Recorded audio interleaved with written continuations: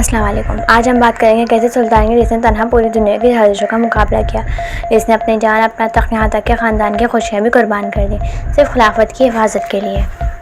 कौन थे सुल्तान अब्दुल हमीद सानी? सुल्तान अब्दुल हमीद सानी की खिलाफत उस्मानिया के 34वें खलीफा थे।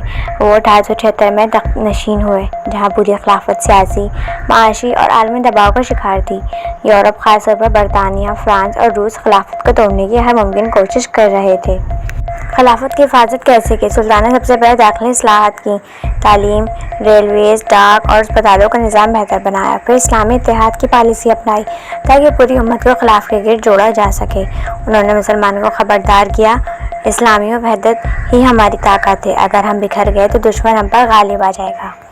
फ़लस्तीन और यहूदियों की साजिश। यहूदी तहरीक ज़हूनियत ने सुल्तान को बड़ी रकम की पेशकश की ताकि फ़लस्तीन की ज़मीन इसराइल को बेच दे, मगर सुल्तान ने जवाब दिया, अगर खिलाफत बिखर भी जाए तो मैं फ़लस्तीन की एक आन ज़मीन भी फ़रोख्त नहीं करूँगा।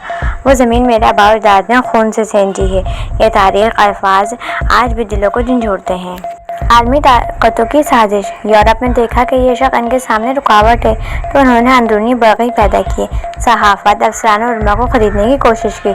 1908 में यंग टर्क्स नामी गिरोह ने इनके खिलाफ बगावत की और 1909 में इन्हें तख्त से हटा दिया गया।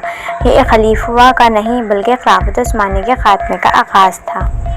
आखिरी दिन कैसे गुजरे? सुल्तान अब्दुल हमीद को सिलावानी नामी मुकाम पर जिलावतन कर दिया गया।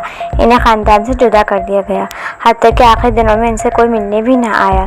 कहा जाता है कि इनके पास ना खादिम थे, ना कोई ज़ाती आसाइश। इनके बेटे, बेटियां और बीवियों को मुख्तलिफ ममालिक में जिलावतन किया गया और कई ने फ़ुकरा फाका में ज़िंदगी गुजारी। एक बार सुल्तान ने कहा, मैंने अपना सब कुछ इस्लाम के लिए कुर्बान कर दिया, मगर अफसोस 1918 में इनका इंतकाल है और आज भी इनके कब्र इस्तांबुल में एक सादगी से बनी हुई जगह पर है।